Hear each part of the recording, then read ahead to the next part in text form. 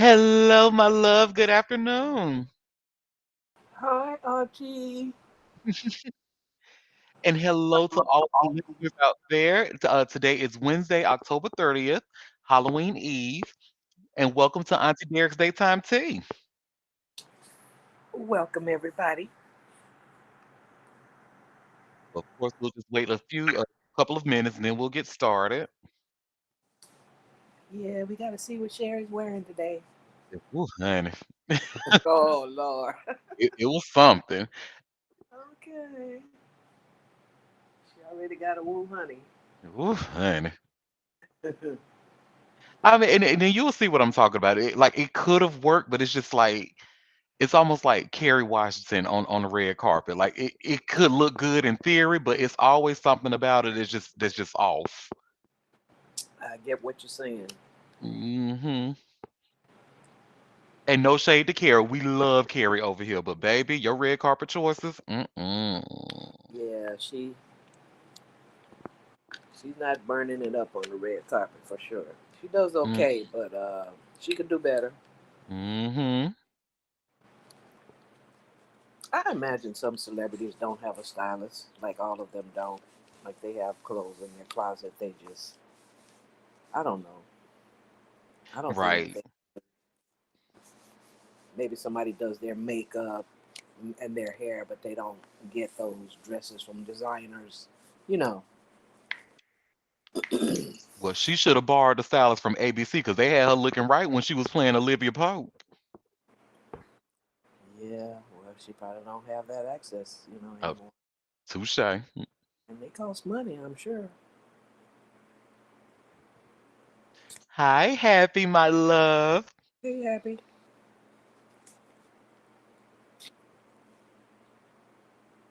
But honey, we have what I feel like is some good tea today, honey. Ooh, let's put the pot on and sip this tea, honey.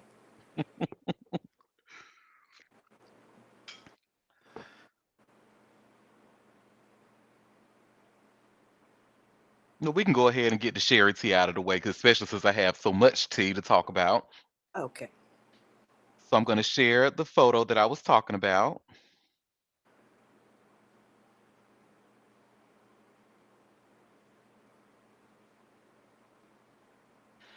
So you see that so Sherry was wearing this zebra pattern skirt with it's just like when it came to the shoes, like if she would have had on another shoe, maybe it could have worked. But then she had on these zebra pattern shoes that doesn't match the skirt. Like it just looks off. But Yeah, it looks like a look that could have been great, but I don't know. yeah, you don't need to match your shoes, not matchy matchy like that. Hmm. Yeah, that's definitely off. But she started the show. She's talking about the game, the rapper the game. He got his Okay. car broken into. And he Hmm. said that they stole $100,000 worth of jewelry and a designer bag out of the car. Okay, I got questions. I, I have questions. Go ahead. Why do you leave that kind of merchandise in your car when you know, I don't care where you're parked, if you're a celebrity, why would you leave $100,000 in jewelry in your car?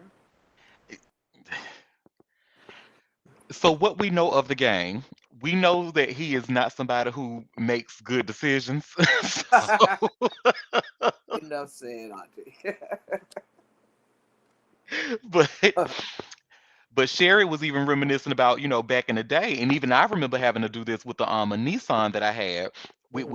where you were able to take the radio plate off to keep people from stealing your radio out of your car. I remember that, yes. Yep, I used to have to do that. And people, she was talking about how people used to have the club. You remember that club bar on the steering wheel to keep people from. Stealing your car, yes. Yep. And she even talked about one time that she and a friend, where see, I didn't know anything about this because I don't know much about LA's culture other than what I see on TV. And Sherry mentioned that when she was out living in LA for a brief period, getting her career started, she and a friend were in a neighborhood called the Jungle. Hmm. And I guess the Jungle is supposed to be like a really rough area of LA. But she said her friend's car actually got stolen before, and they were just driving around. They happened to see the stolen car in front of them, so they followed the person. She said they pulled up beside him, and the person rolled down the window, and he looked like Debo. So they were just like, you know what? Never mind. You can have the car. Keep that car. Welcome, Quinn. Not Debo. Hey, my Libra queen. Oh my goodness. She also talked about Stanley Tucci, pretty much saying that he was kind of slamming people who like to wear sweatpants and graphic tees Mhm. everywhere. He doesn't like to see it, and he says that it doesn't cost much to look nice. And I love me some Stanley Tucci, but he can go straight to hell with this because I'm gonna wear my sweatpants and my graphic tees. And the only time you're gonna see me like dress up is if I know I have somewhere to be. But often I'm just going out to the grocery store or if I'm just traveling. Yes, you're going to see me in a pair of sweatpants. But he really didn't say anything different from what Monique said. Monique want people to look presentable at all times out in public. I'm just not that kind of bitch. Sweatpants, and then with me being naturally gorgeous as I am, I could put on a trash bag and walk around in public. Let me stop. Well, I just I, I don't have a problem with sweatpants or graphic tees. I do have a problem with this booty wear. You know, where you're wearing these things to situations that are not exactly appropriate. Like if you're going to the club or concert or entertainment venue, you know, I think it's appropriate. But you see these people um, in ordinary places Yeah, like Walmart, the grocery store. I don't know. Basically, they're going out naked, almost, wearing see-through dresses with underwear under it. They showed some yeah, pictures from a homecoming. I think it was Prairie View's homecoming, where the elders, the alumni were kind of raising the side eye at what these young women were wearing, and they pretty much had on very short, short. They weren't even skirts because they didn't even cover their butts. I mean, their butt was just out. It wasn't shorts. It was a skirt. I'm like, why? Why are they dressed like that in the daytime? Walking down the street at a homecoming event. It's just, it's a culture that I just find kind of crazy. But every young culture comes along. People talked about what we wore when we were young, and the people before them when they were young. I mean, it's it's like a cycle. So yeah. It is, and a lot. And honestly, the elders they have a right to be concerned because even like no, back in the day, like they were kind of just judgmental, but now it's like they have reason to be. Just like you said, girls be walking with the ass halfway out, and they wearing it to church. Now, even though the church says come as you are, like come on now, don't nobody need to see your behind in church. That's why they got prayer cloths. right, right. They take it too far. Yeah, but when I saw like some of the fashion, like when you see the fashion like in the early '90s, the '80s, and stuff like that, the girls really weren't really showing much. They might have like wore tight clothes to show off their curves and stuff, but Right. now they leave nothing to the imagination. No thing. Yep. So And then wonder why they get catcalled or get mad when men come at them, and what they perceive as being disrespectful. But we cannot ignore that men have a strong sexual drive, and when you're out there half naked, you're going to arouse that. Now, does that give them a right to harass you? No, hmm but you still cannot ignore that. That's a fact about testosterone and being a man, is that they're going to respond to that and treat you in a manner that you may not want to be treated. So you can't walk around here saying you have a right to wear what you want to wear and expect not to get any blowback from that. Teach your sons to not be so rapey and all of this, but you can't teach the testosterone out of a person. That's a hormone. It's going to respond, and Unfortunately. you're going to get that kind of attention. Now, it may not be right, but that's what it is. I, So, I agree with you 100%. you know, And then Sherry, she went on to talk about the Kmart stores that are closing. And she said, it's making her sad that brick and mortar stores are just closing left and right. And how she used to go to Kmart a lot and participate in the blue light special they used to have. See, I was more of a Walmart kind of girl. I mean, Kmart was cute. It was cute for what it was, but I was a Walmart kind of girl. I thought all the Kmart's were gone. They've been gone from here.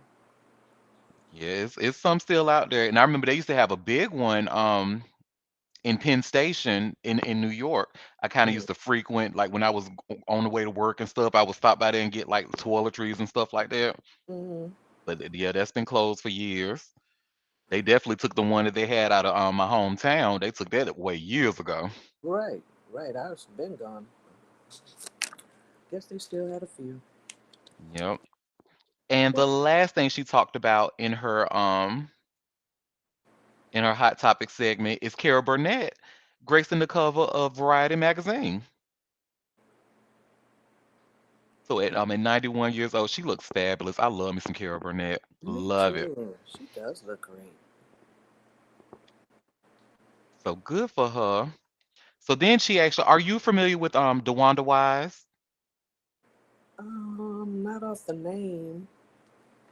Well, she's an actress. So she was Sherry's guest that was promoting her new show that she has on Stars called Three Women. I've actually never heard of this show, but what I liked her in was that the reboot of She's Gotta Have It, that Spike Lee joint, Hmm.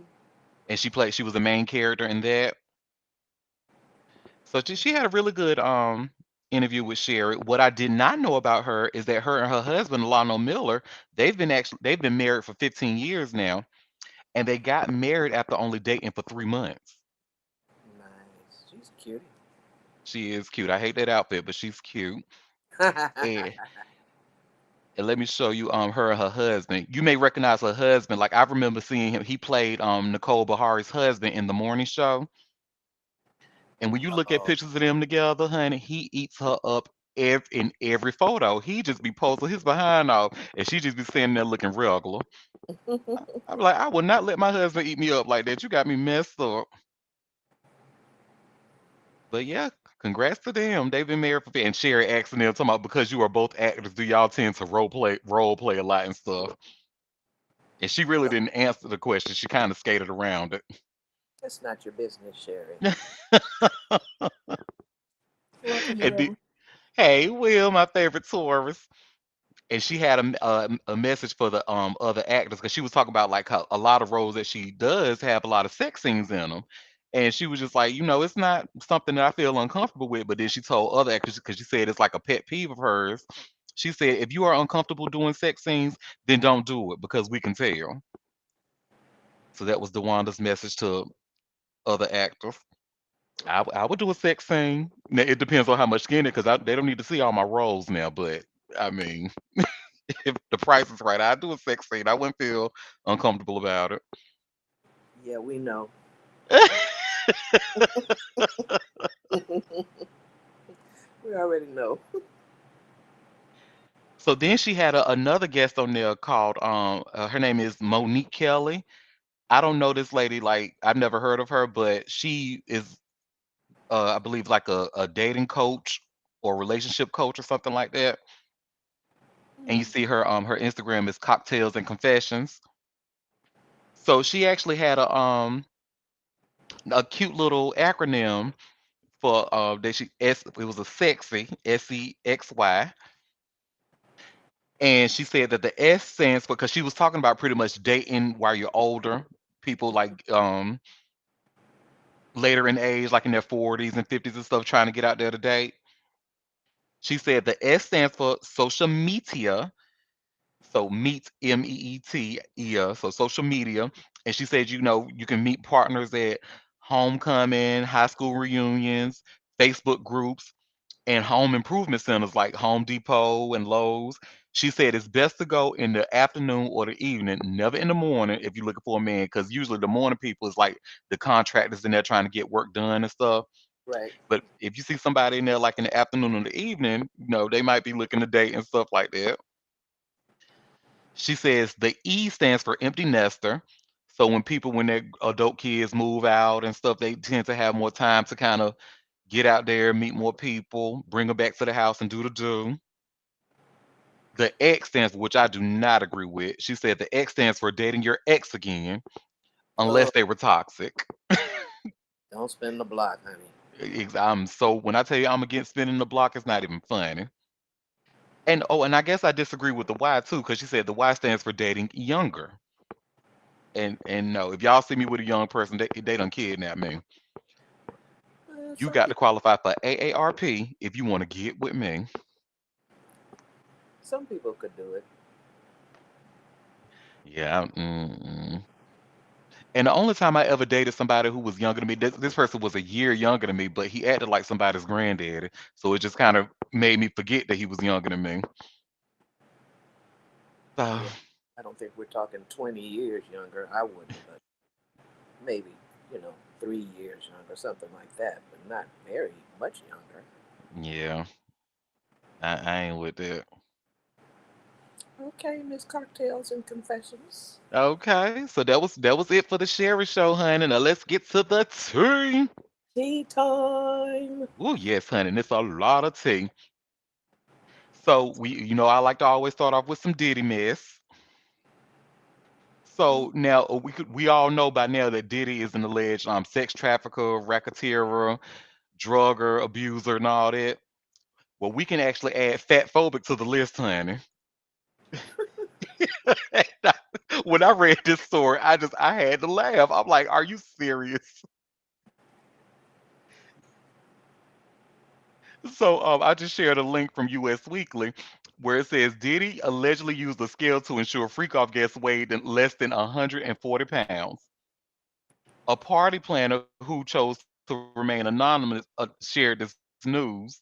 It was somebody who worked with him between 2004 and 2005. And he said, and I quote, the girls had to be young and hot, so I always had a scare nearby in case I needed to make sure. The number was 140 pounds, but if a girl was really tall, there was a little bit of discretion involved. Mm.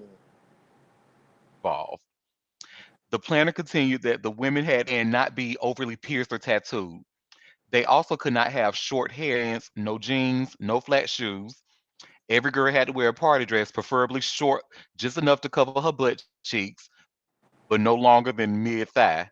Cleavage showing, and every single one of them had to be wearing stilettos. Like that one, there was no exception. It was high stilettos or no, not at all. And of course, they reached out to Diddy for or Diddy's team for comment, and they haven't heard an answer. They probably won't ever hear an answer with that. But now we can add the Diddy's fat phobic to the list. Oh, but we already knew that. Look how he talked about D Woods on Making the Band, talk about she was one cheeseburger away. You remember that? Yes, I do. That girl was nowhere That's near not funny, close Derek. whatsoever.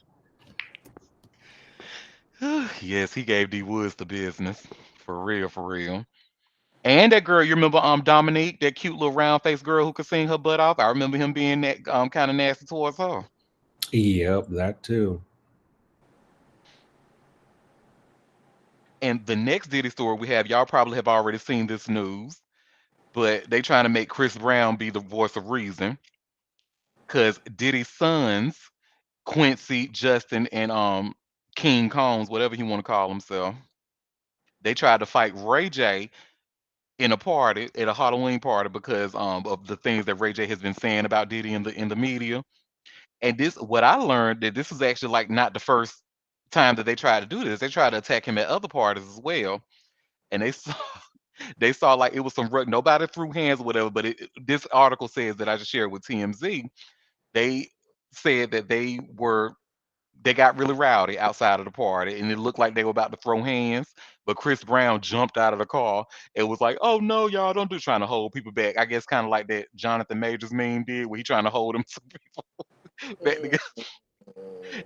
And I said, this is nothing but an attempt to zhuzh up Chris Brown's image, honey. Especially after that documentary came out. So, What is and that's going on with Chris Brown's hair?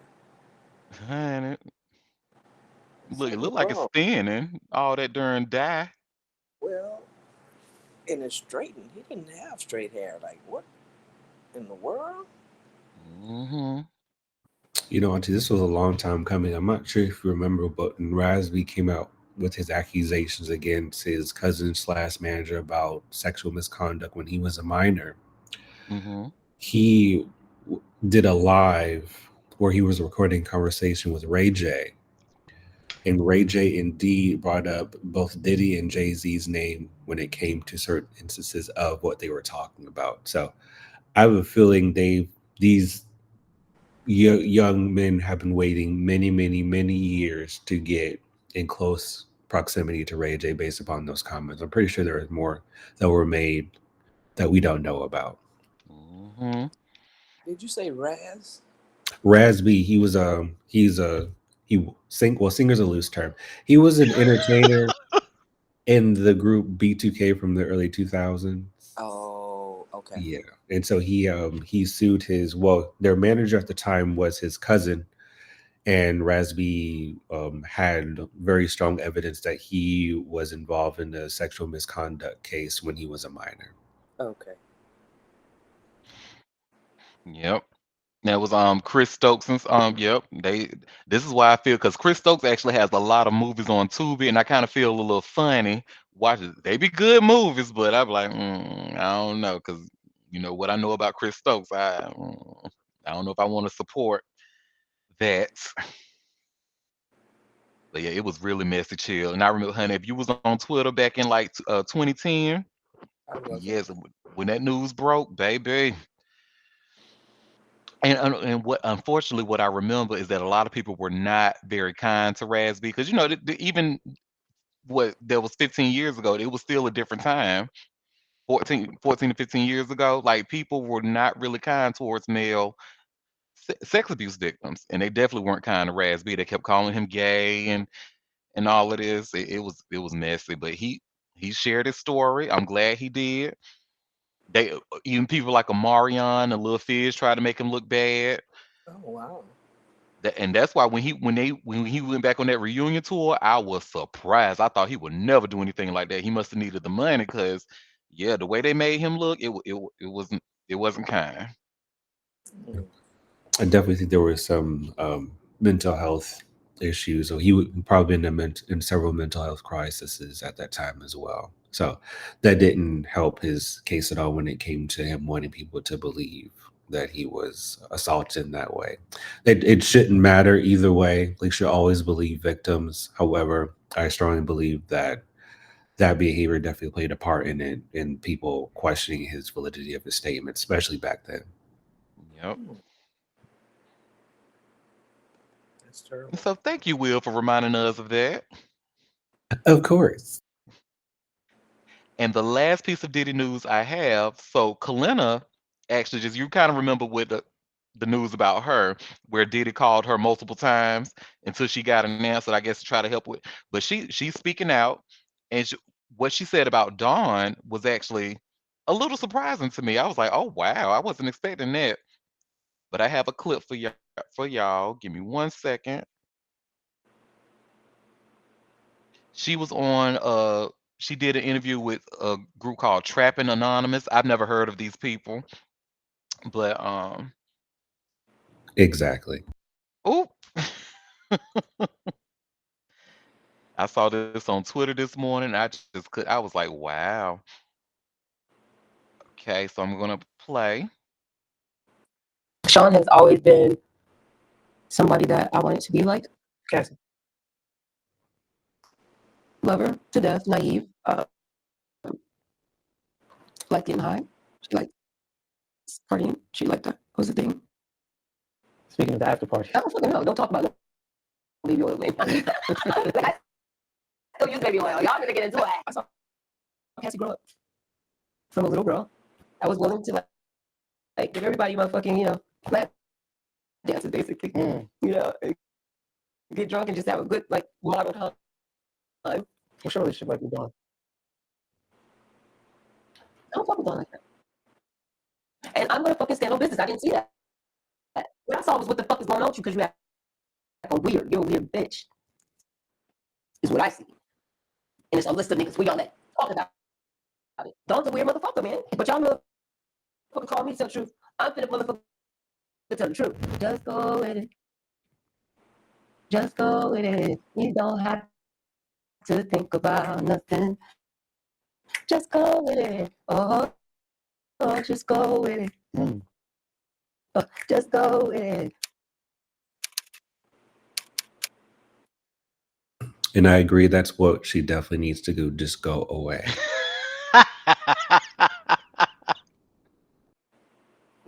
Yeah, that was what she said about Cassie was like, come on now, girl. Talking about she was always been a little girl. That I saw her as a little girl willing to give niggas lap dances and stuff like that. But like I said, what she said about Dawn really because I didn't know the way they used to act like all buddy buddy and stuff. For her to say that, and she said I don't fuck with Dawn and Dawn is a weird bitch. I was like, wow, okay. Well, they were coworkers at the very very most, so I wouldn't expect her to say anything raving about Dawn, but that's not uncommon. Like you definitely heard things about Dawn not being the nicest person from some of the people that she's worked with in the past. Well, if whether that's true or not, I have no idea. But Kalina's statements have not been foreign when it came to her. But Hmm. it's just weird that Kalina would. Well, first off, she got somebody pay attention to her, so good for her. Either way, like it's weird that she would come out of the bargain bin of the 99-cent store to make this type of appearance and talk about things that she says she knows nothing about. So why is she talking about it?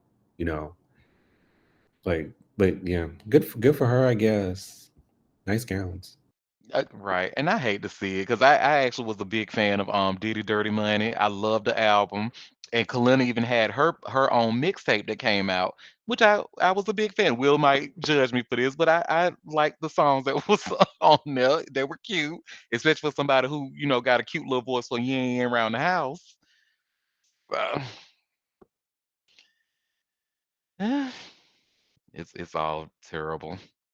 And yeah, and Will, you just reminded me, yep, because I even when you remember when Danity Kane came back with the three of them and made that album, when was this, like 2015 maybe, which was a good ass album, that DK3 album. But remember, shortly after that, the two girls that were left, Aubrey and Dawn, went to go and form Dumb Blonde. And they got into a fist fight. Well, Aubrey and Dawn got into a fist fight in the studio because, from what I understood, the girls were sneaking behind Dawn's back recording those songs. Yeah, So they she were. would she Go. oh, I was gonna say because and Dawn just happened to pop up in the studio and saw them record and then and confronted them, and it didn't go well. Yeah, apparently they were saying that Dawn was singing too much on the album when in reality she's the only person with the actual voice in the group. But they said that Dawn was singing too much. They went behind her back. Like they had a scheduled studio session, but the two girls went in the day before, and someone told Dawn to go into the studio. She found them recording, and it was a whole thing. And they really tried to white woman Dawn because they tried to paint themselves as innocent victims. And after everything happened, it was actually right around Dawn's birthday. Those two decided they wanted to get on social media and say, "Hey Dawn, happy birthday!" Trying to make themselves appear innocent. It was fucking stupid. I feel really bad about Dawn about that. It was very unfortunate, especially as a black woman in the industry, you going against two white women with blonde hair who may or may not know the privilege and the power they have in regards to their tears and their presence when it comes to talking about another black woman. Hmm. But I digress. Yes, and unfortunately, that Dumb Blonde, well, the first Dumb Blonde album, that shit was good as hell. I was not expecting that. Them girls done sung they white asses off, honey. I was like, oh, okay then. This is I was cute. I was mad at myself for liking it so much. I still listen to it to this day. I was pissed. So like, I'm Team Dawn. I'm Team Dawn. And then a month later, I caught wind of one of the song was a White Lightning was the first single. I was like, Hmm. then I listened to the rest. I was like, fuck, I have to like it now. God damn it. I But was not. That was a good, and I just like you will. I kind of hated myself. Like, damn, you know what they did to Dawn? Why was you? But this that shit was good as hell. Them girls did their thing on that shit. oh Lord, I cannot deny it. Cannot deny it. And y'all probably have seen this piece of news already. But Megan Thee Stallion and her lawyers, baby, they coming after all them bloggers who was spreading information about her. And the first stop is Milagro Grams. So I just shared a tweet with Megan Cunningham. They call her Megan the reporter or Megan the Bob or Bob and glasses. But anytime she tweets anything, you know that it's verified and researched properly and all of that. But y'all see where it says just in, Megan Thee Stallion has sued blogger Milagro Grams, alleging she is purposely spreading false information online on behalf of Tory Lanez. The federal lawsuit has four causes of action, including that Milagro promoted an altered sexual depiction of Megan. And then the interesting thing about this is it says so in the one of the tweets in the thread, it says this lawsuit may be just the tip of the iceberg. Anyone who's half paid attention knows Milagro is not the only one constantly posting about Megan. And Alex Spiro, Megan's attorney, spoke in the plural form when he told me he'll take action against bloggers with an S, bloggers spreading lies. So I think we're about to see a lot of this, and good for Megan. Good for Megan for real. And I actually have a clip just so y'all can kind of see the kind of misinformation that they working with. This is actually from December of 2022. And this is this white girl. She did like a quick little video. Give me 1 second. Mm, all for the clicks. All How for they the gonna clicks, get honey. sued? Stupid. Mm-hmm. They didn't learn from what happened to Tasha K, huh? Right. Now we see why Zach Campbell was so quick to apologize about his statements when the whole incident happened. Hmm. You don't want that smoke. So here's this girl, and this look, remember this was back from December of 2022. I've been following the Tory Lanez trial really closely. So I was surprised when I saw this viral tweet saying that Megan's team confirmed she slept with him during her court session. It was tweeted on Monday, but Megan didn't even make a court appearance until Tuesday. So I looked into this account, Rap House TV. It covers hip hop news, and it has a really big following of over a quarter million people, but it's not verified, whatever that means nowadays. Rap House TV sourced this information from Milagro Grams. She is a hip hop commentator who has been reporting on the trial from inside the courtroom. Milagro Grams tweeted this on Monday, which implies that Megan's team was in the courtroom. But Megan doesn't even have a team that's playing a role in this case because she's not the one on trial. Tory Lanez has a defense team, and there's a prosecution which is representing the state of California, not Megan. She is testifying as a witness. I reached out to Milagro Grams, and she told me that her tweet was actually referring to the prosecution, not Megan's lawyers. Still, people ran with this claim, and the misinformation went viral. The Rap House TV tweet has now been deleted, but before then, users using Twitter's community notes feature were able to add a clarification underneath. Mm-hmm. Hmm. So yeah, shout out to Megan, baby. Get all their asses because they really played in your face and they were playing with your name and they were playing with your pussy. Yeah, And they that's were. just that wasn't fair. They talked about her bad. I was Hmm. so happy when that little leprechaun got convicted. He was talking all that noise on Twitter about how he wasn't going nowhere. Okay. Hmm. And then that's just because what's gonna happen like when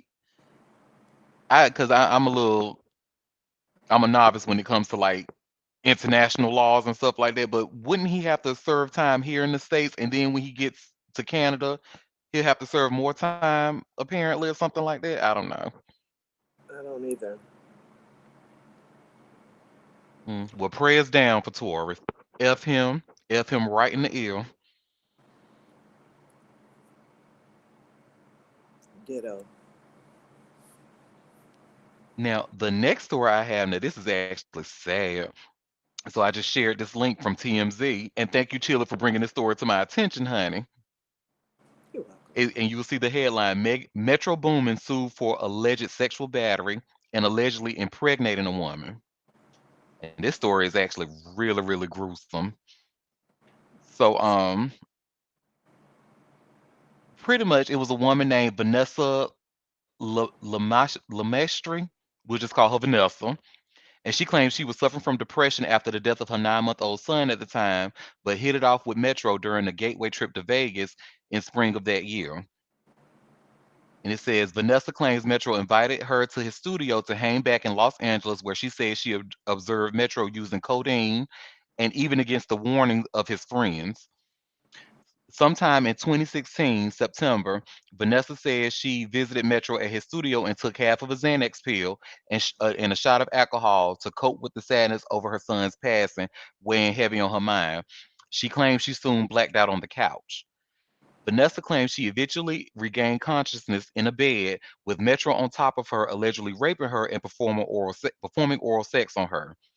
After allegedly blacking out and waking again, Vanessa says Metro appeared and informed her that she was inside of a Beverly Hills hotel room and it was time to leave. She says she has no memory of how she got there. And Vanessa says she later learned that she was pregnant and claims it had to be from Metro because she hadn't had sex with anyone else. And she says she ultimately terminated the pregnancy in November of 2016. Mm. And Vanessa also believes Metro joked about her trauma the following year on his Rap Save Me record that co-starred 21 Savage, Offset, and Quavo, which include the lyrics, "She took the Zanny, then she fainted. I'm from the gutter, ain't no changing." She is currently Wow. seeking, and she is currently seeking unspecified damages for mental pain and anguish, plus punitive damages. We've reached out to Metro Boomin's rep, but so far no word back. Well, that was first, but then they actually updated it. Excuse me. They updated it a little bit later, and they say, according to Metro Boomin, his lawyer Lawrence Hinkle II of Sanders Roberts LLP, and Metro Boomin's real name is Leland Wayne, by the way. Metro lawyer says this is a pure shakedown. These are false accusations. Mr. Wayne refused to pay her months ago, and he refuses to pay her now. Mr. Wayne will defend himself in court. He will file a claim for malicious prosecution once he prevails. So that's that on that. Oh, and one thing I forgot to share with y'all before even moving on from the Milagro story. Milagro, she responded on her Twitter, and I took a screenshot of that tweet, and and her ass said countersuit gonna go crazy. Girl, girl, really? And now if you look at her Instagram, she actually went private on her Instagram. So she don't want that smoke. So prayers down for both Metro and Milagro. Well, I don't know what she's gonna countersue for because that one video alone was licentious. Hmm. Okay, Milagro, you best shut up. She better. And now the next story I have for y'all. So we talked about Mendices and Yandy before.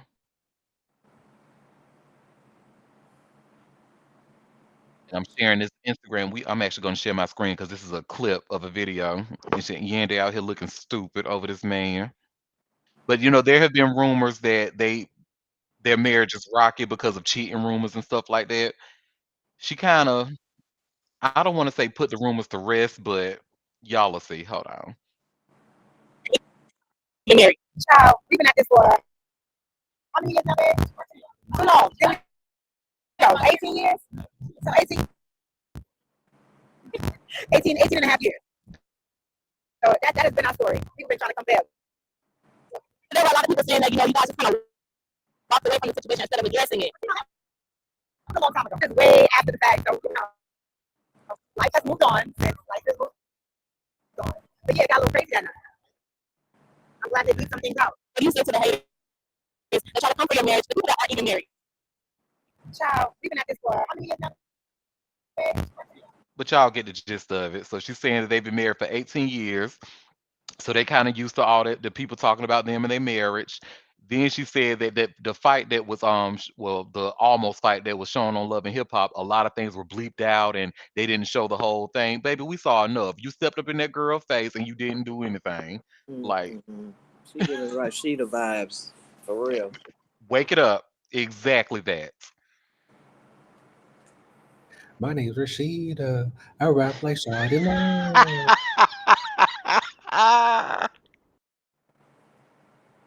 Oh. So now the next story is y'all have probably heard that Channing Tatum and Zoe Kravitz done broke off their engagement.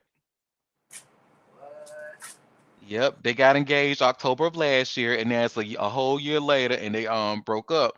But they actually still seem very supportive of each other because they're going to be in a movie together that's coming up. That's gonna it's gonna have Dave Bautista in it as well. So it's pretty much no shade. They kind of always been very private, quote unquote, about their relationship. So they really didn't talk too much to the public. They barely even like went to red carpets together and stuff. And even when they went to that the Met Gala, they went on the red carpet separately because I guess they didn't want people to talk. But yeah, but you know who's throwing shade? So y'all remember when he was married to Jenna Dewan, and who a lot of people may know her from like the Step Up movies. I know her from when she played Freya on The Witches of East End, and I loved her in that show. But her fiance baby is throwing shade, honey. And when he learned about them breaking up, I'm actually about to share a TMZ link. And he put on his Instagram story just a whole bunch of ha ha ha ha ha ha ha ha ha ha ha ha. And his name is Steve Kazi. I don't know if that's pronounced Kazi or Kazi. Oh, wait a minute. There's been an update. It says, okay, he's clarifying that his cryptic laughing he shared in the aftermath of their split, defending it has nothing to do with her ex. So that's what he said. I don't believe that a bit more than the man in the moon. Because the time, what else were you laughing about then? Mm, well, that's that on that. I actually remember Jenna when she was dancing for that dancing lady in the early 2000s. Yeah. She was in her music videos and everything. That's why I know Jenna from. Yep.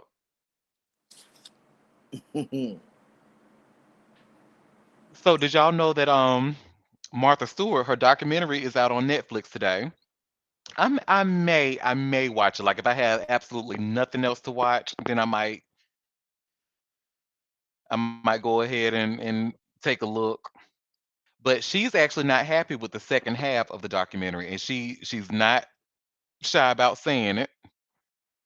And y'all see, I just shared a link from the New York Times where it says Martha Stewart gives Netflix Martha a scalding review.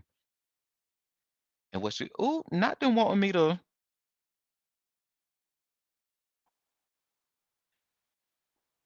them. So let me just go on my phone. Maybe it'll look better that way, and I can read it off my phone what she said because I actually want to read what she said because I was able to see the article on my phone. Is that Martha is tough. She was a client when her show was under King World. Oof, oof, girl. Okay, yep, it's up on my phone now. So she says that in Stewart's view, the film's second half is a bit lazy. That's what she used. She said those last scenes with me looking like a lonely old lady walking hunched over in the garden. Boy, I told him to get rid of those, and he refused. I hate those last scenes. Hate them. I had ruptured my Achilles tendon. I had to have this hideous operation, and so I was limping a little. But again, he doesn't even mention why. that I can live. He doesn't even mention why that I can live through that and still work 7 days a week. And the guy who directed this, his name is R.J. Cutler. So that's who she's talking about. She called the music lousy. She said, "I said to RJ, an essential part of the film is that you play rap music. Dr. Dre would probably score it, or Snoop, or Frederick. I said I want that music, and then he gets some lousy classical score in there, which has nothing to do with me." Cutler added Snoop Dogg's "Beautiful" to the end credits after Stewart saw an unfinished cut of the film. She also said Cutler chose unflattering camera angles. He had 3 cameras on me, and he chose the ugliest angle. And I told him, "Don't use that angle. That's not the nicest angle. You had 3 cameras. Use the other angle." He will not change that. She argued that what made her magazine special was lost. My magazine, my Martha Stewart magazine, which you might say is traditional, was the most modern home magazine ever created. We had avant-garde photography. Nobody ever showed puff pastry the way I showed it, or the glossaries of the apples and the chrysanthemums. And we prided ourselves so much of all that modernism, and he didn't get any of that. And she was like, "Where the heck are my grandchildren?" There's not even a mention. And those grandchildren are utterly fantastic. My daughter was very against the children being included, but I could have talked about them, and I did. And I've taken them to the most unusual places in my world. They're only 12 and 13. My love of travel wasn't mentioned. My trip to Kilimanjaro wasn't mentioned. It says colorful anecdotes were left out, she said, including how the lawyer Alan Dershowitz used to flirt with her in the 1960s when she was first married. He was dribbling on the table. That was the fun part. All of these stories, RJ didn't get any of that in the movie. Can you imagine?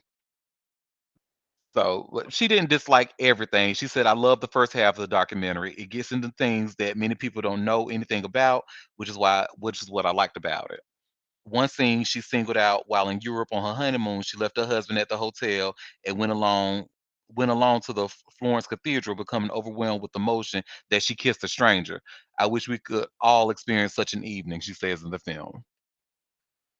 So, ooh, Well, that's nice. like I said. So if I just happen to not have anything else to watch, I might check it out. Now, this link that I'm about to share next, I actually do not believe this story not one bit, but I'm gonna share it anyway because it's out there. And you see how the headline. So this is from. Let me see. This is from Geo.tv, Geo News. Mariah Carey is trying to one up Jennifer Lopez and Christina Aguilera. And what she means by that, so it says, a source shared with Life and Style that Mariah is rehearsing day in and day out for the Christmas gig that she's going to be doing, the Christmas concert, pushing herself to extremes. The source added that the anxiety, who is popular for her wide range of Christmas songs, is about someone stealing her Christmas crown and driving her to go way overboard. They pointed out that there's a lot at stake because Christmas is where she makes the lion's share of her income. It's not just about the title, there's serious money involved. She lives in constant fear that one of her rivals swooping in and cutting into her massive income. They declared every year is getting harder for Mariah, noting the competition is fierce and she feels it with J Lo and Christina Aguilera nipping at her heels. It's not totally paranoid to be worried.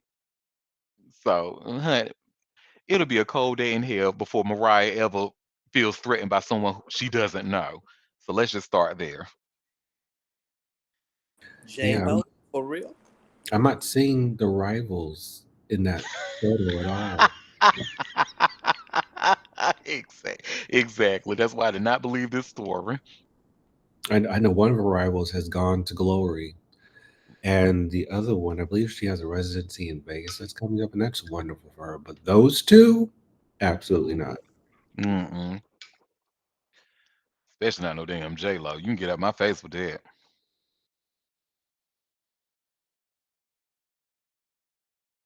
Well, I got a story about my man, my man, my man. So my man, he claims to have turned down a $3 million offer to go and perform at the Trump rally that was at Madison Square Garden. So I just shared a link from People magazine, but I actually do have a clip because he went on to the breakfast show to talk about this. So I got a clip that's about a minute long, and we'll watch it together and then we'll talk. Give me 1 second. Let me pull it up.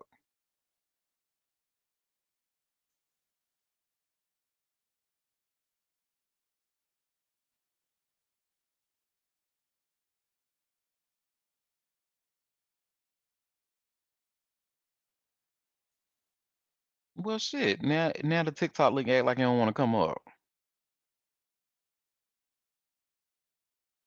That's okay because they shared the same video on that People article, and we'll just watch it on there. Give me 1 second. Let me pull it up here.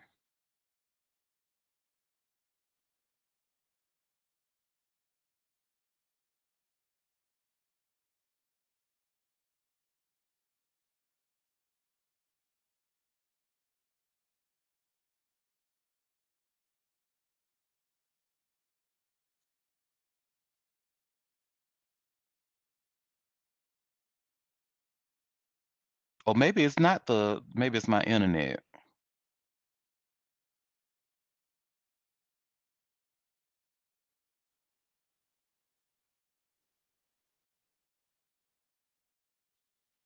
Sorry, y'all. Give me 1 second here.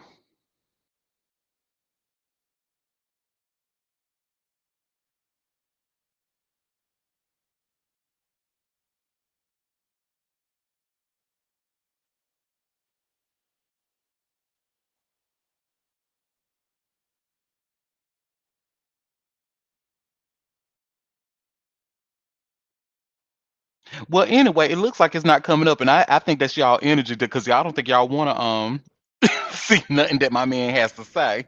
And don't. But what he said, you. But the reason that he said that he turned it down is because I didn't even go far.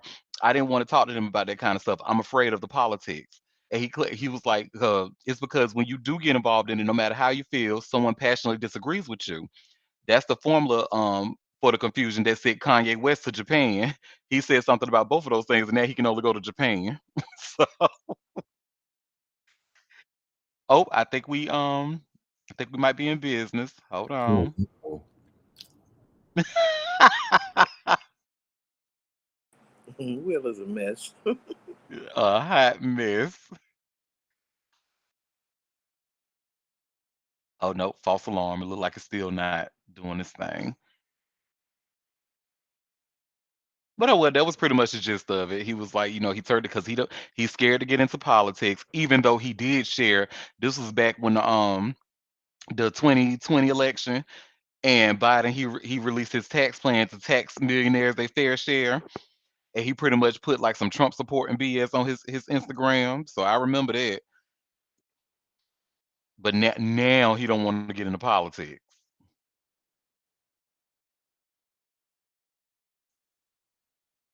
So that's that on that. I actually have not seen the Breakfast Club interview yet, but I do plan on watching it. I'll probably watch it after the show.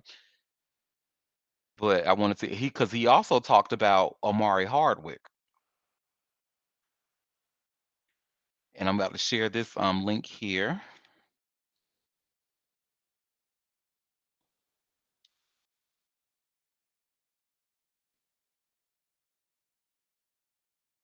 And I thought this was kind of mean. It was kind of mean. He even though he was kind of right, it was still a little mean. Like, dang, you can't like. Oh, so he said because pretty much Amari felt that he was the face of the Stars Network because like a lot of people were literally only subscribing to Stars because of the show Power. And Amari famously played Ghost on Power for all 5 seasons that the show was on. And 50 Cent, he responded, he said, I think he overvalues himself because it's been a long time since he's been in power. Why are we not excited about the new projects? And the confused Charlemagne the God asked, "Well, what new projects?" I didn't know. And then 50 said, "See, that's what I'm talking about. If there was noise going on, if he was that big of a draw, we would see noise. We would see new things happening. We see you out there when you're where you're actively in a place where they're looking for you." When asked if they're still cool, 50 replied without hesitation, "No, because you leave it like it's me not giving you the money." And during a June 2022 conversation on the Pivot podcast, Harwood revealed that he made 150,000 per episode when doing Power, believing that to be too low of a figure for someone who's the face of the network, in Harwood's words.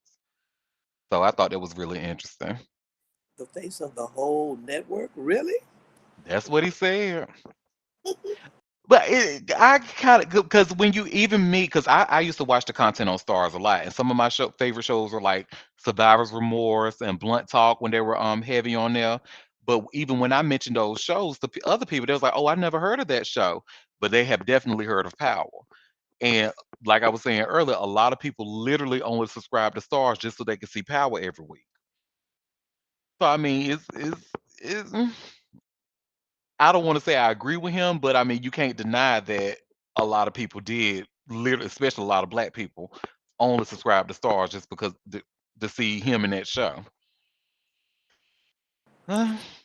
Your man had a good point too. Like, why they not checking for you in other projects? Come Yeah, on now. yeah. Yes, the black people did like Power, but there's other subscribers on there too. So Hmm. I wouldn't say you're the face of the network. I mean, I think that's a bit grandiose, but okay. So just like 50 said, he overvalues himself. Yeah, that's paying a bit much.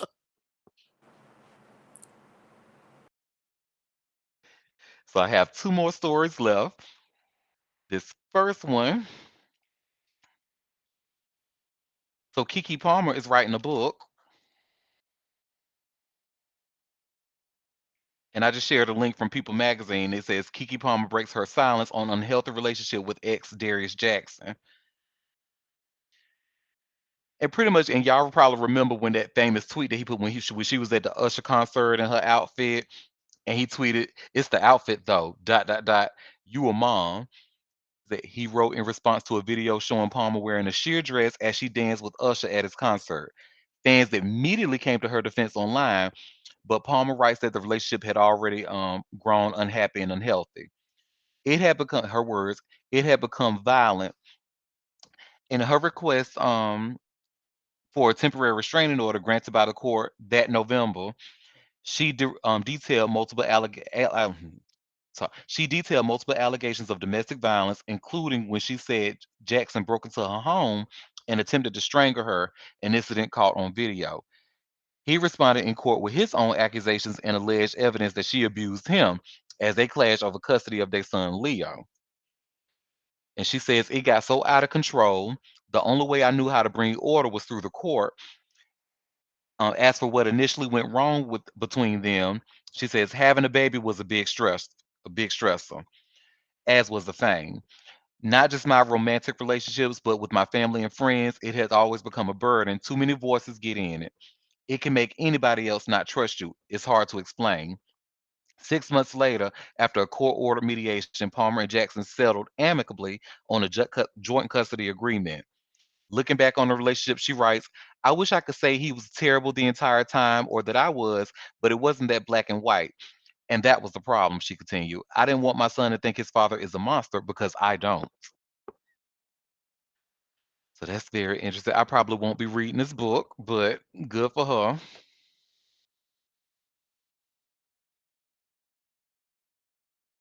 Nor would I.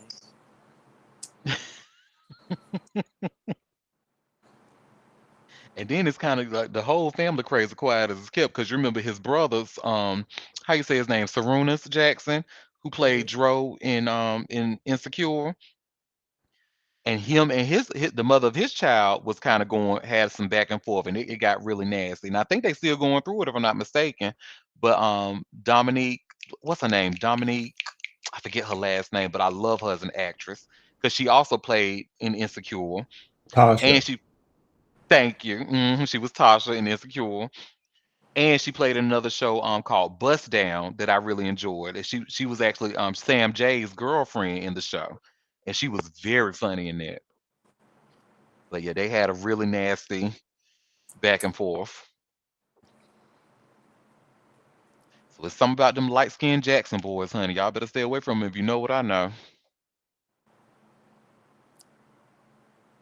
And the last story I wanted to share with y'all. So we all know that Giselle Bunches, she announced her pregnancy. Mm-hmm. She's actually ignoring her doctor's advice about having a C-section. She said she wants to give birth to this baby just like she did with the other two at home. So it says an insider spilled to people Giselle and her current boyfriend Joaquin Valente are happy for this new chapter in their life and they're looking forward to creating a peaceful and loving environment for the whole family. This isn't the first time the model disregarded the doctor's warning over a home birth.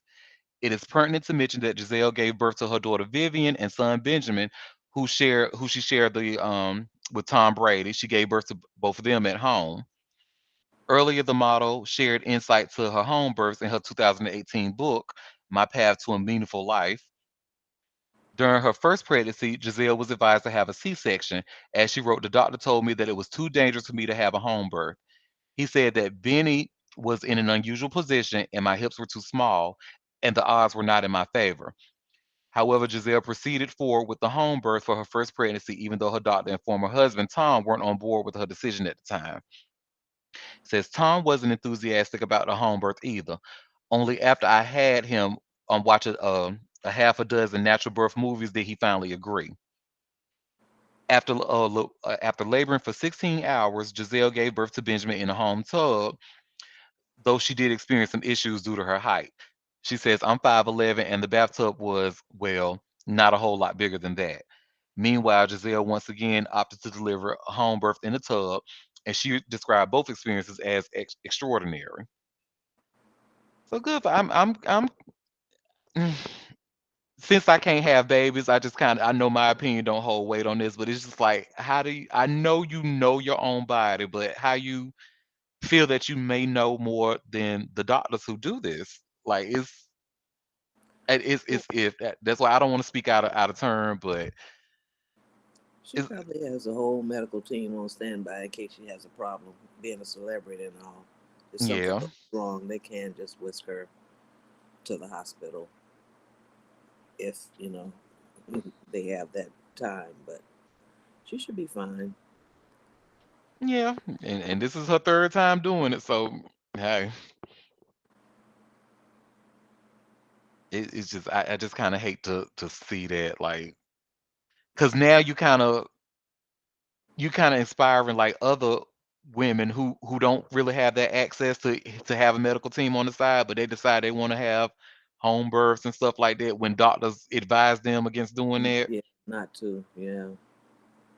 So, I don't Hopefully know. she doesn't have any problems. I mean, the risk is definitely there, especially with her age, and each pregnancy is different. Just because you had those two doesn't mean the third one is going to be, the same. But she wants to do what she wants to do. So, Yeah, well, congratulations to her. Well, that was all the tea that I had for y'all today. So, I always like to ask y'all, did y'all have any tea that you wanted to share or any news that I may have missed? Yes, Will with the hand raised. Auntie. So I viewed a particular rendition of the national anthem by one artist named Ashanti, and I would like to know your opinions about that attempt of a rendition. Let's just say that I love Ashanti, and that's all I'm going to say. I didn't see it. Ooh, girl. It's kind of like, do you remember how when she sung that she sang a Whitney Houston song, and then she tapped to the Shaka Khan song. You kind of remember how both of those went? Mm-mm. Well, yeah, it mm, like I said, I love Ashanti, so I don't want it, but mm. it's Okay. wait, I don't want to say my girl can't sing because that's she does okay with certain like when she stays in her lane, but sometimes she steps out of that lane and tends to try to tackle other stuff and mm, go ahead, Will. So I would like to know what lane that is, and I would go on to say that she indeed cannot sing at all. And Concrete Rose was a terrible album. No, no, no, you done took it a step too far. You ain't have to come for Concrete Rose like that. Yes, I did. Concrete Rose made me very comfortable in my bottom hood as a young bottom. So how dare you? Mm. You ain't have to come for. You could have said now if you would have said chapter two, because that's probably my least favorite album by her. That chapter two was she could have kept that really, but her debut album and Concrete Rose are probably my favorites. Even the Declaration was an okay album from her. So I tend to like Ashanti's music, but is she the best singer in the world? Probably not, but I still enjoy her. But yeah, she could have left that national anthem alone. I Because she could have personally left think us alone 10 years he ago. I'll leave that he alone. has a lot of nerve. The way he was big up, and that certain singer that he doesn't want anything to do with anymore. I'm just saying. I don't know who that is. You don't? I Oh, don't recall. Mm-mm. Well, mm, in Will's defense, even when he was rocking with her, he never said that she was the best vocalist. He kind of knew, kind of no, how I feel about no, Ashanti. She knows her lane and she stays in it. he did not say that. You're correct. Ha, so there. Hmm. Whatever. Well, And did anybody else have any more tea other than that? Ashanti, oh, that poor baby. No, I'd just like to reiterate again, those who are listening, if you have not voted, please make sure you do so. It is an important election. My vote is in the mail. Good. A lot is on the line. Yay! Everyone needs to be counted for, as many people as possible, because this is there's a lot of shit going down one way or the other. So we just make sure that our voices are heard on said manners. So please go vote if you haven't already. I just feel some type of way because I feel like people who absentee vote, who are not able to go to the polls or don't go to the polls or like choose not to go to the polls. I feel like we don't never get no pen, no sticker, no nothing. We gotta just send our shit and that's it. Don't nobody know. And I feel some type of way. Low Really? key. They must have stopped that because I no, I actually did an absentee. I'm still registered to vote in North Carolina for reasons like I personally feel You ain't gotta that explain. I understand.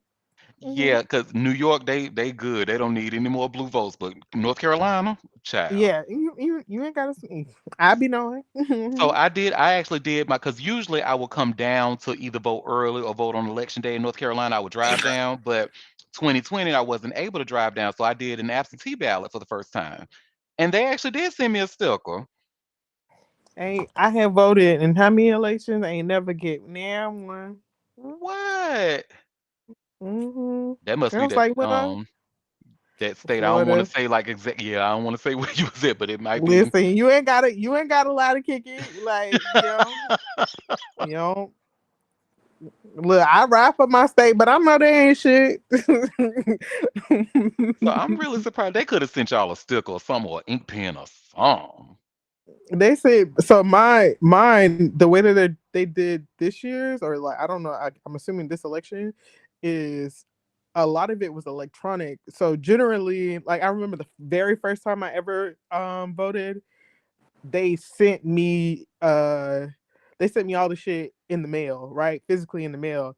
Now, like God forbid you were in a situation where like you don't have access to a printer or like you can't nigger rig like the envelope stuff together because they don't physically send you that anymore. Or I would say they didn't physically send it to me.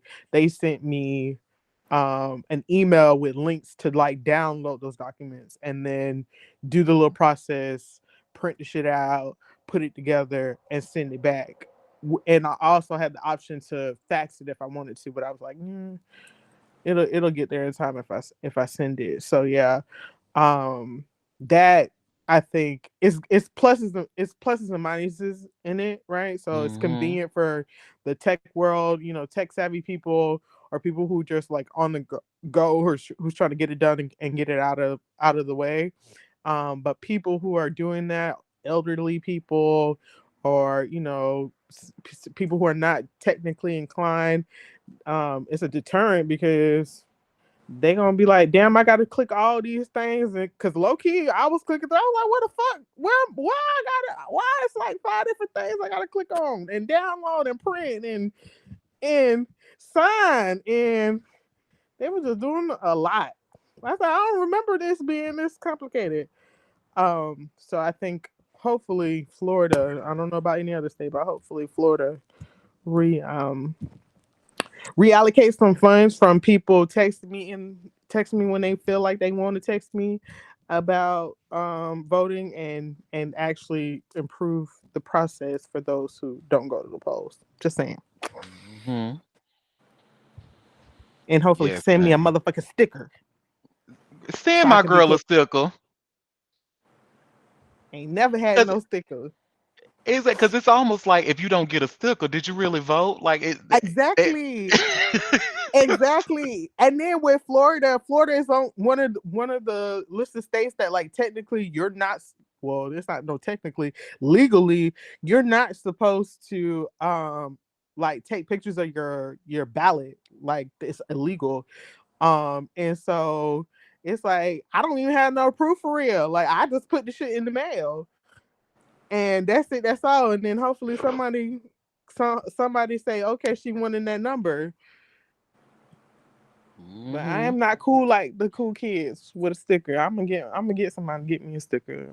Like somebody just steal one from me, please. Thank you. Appreciate you. And two things before we head out. So Happy, she shared a link in the chat. It's a Forbes link about celebrities who endorse presidential candidates and who endorsed who. She said that my man is on there, so I'm definitely gonna check it out. Ooh, spicy.